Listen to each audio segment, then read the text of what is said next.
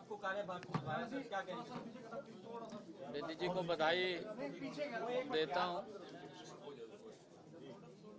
और मैं हरियाणा प्रदेश के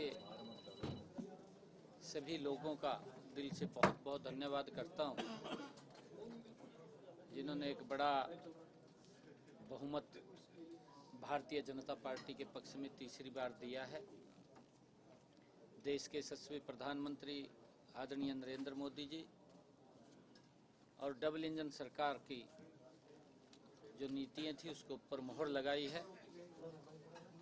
आदरणीय मोदी जी के नेतृत्व में हम और गति से हरियाणा प्रदेश को विकास की और बढ़ाने का काम करेंगे।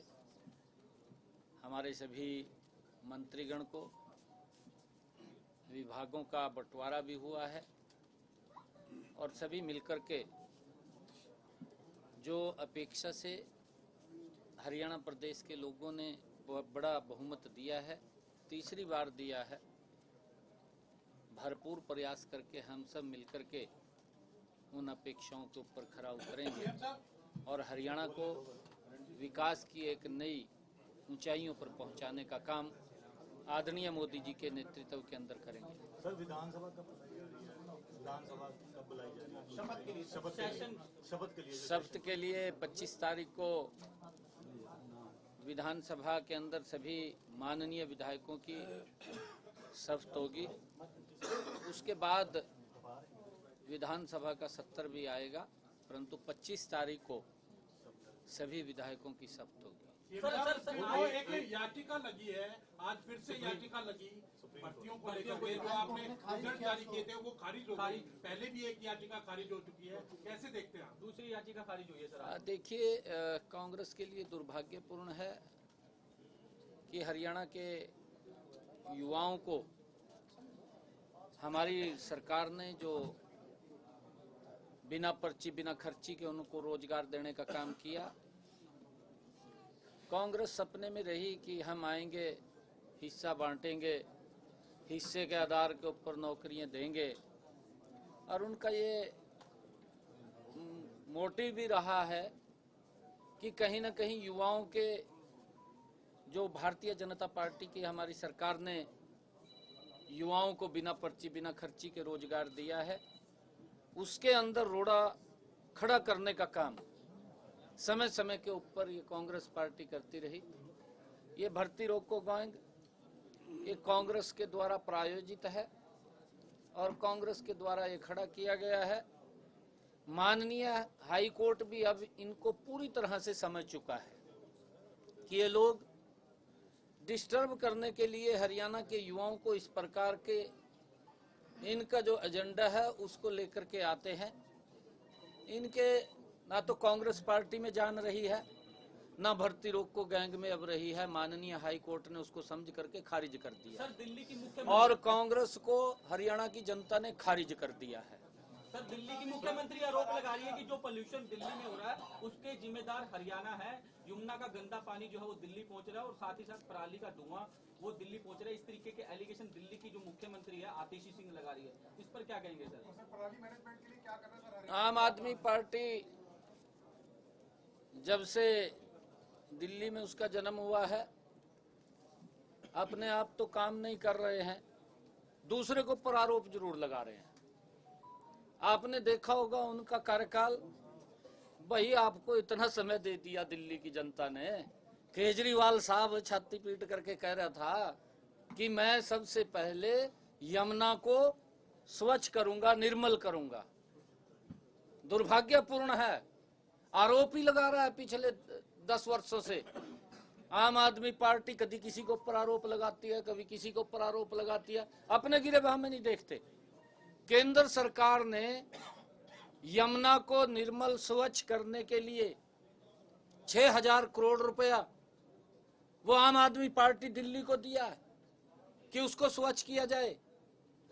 दिल्ली के अंदर 28 नाले जो गंदे पानी के हैं, आतिशी को क्यों इनके लग रही हैं? वो देखने चाहिए कि वो गंदा पानी यमुना में जा रहा है, उसके लिए इतना पैसा भी दिया है। घर में बैठ करके आरोप लगाना और काम की तरफ ध्यान नहीं देना। वो पैसा भी दिया, उसका ही हिसाब किताब बता दो दिल्ली के लोगों को कि मोदी जी ने इतना पैसा दिया था उसके स्वच्छता के लिए, क्या किया है क्या नहीं किया। आरोप क्यों लगा रहे हैं?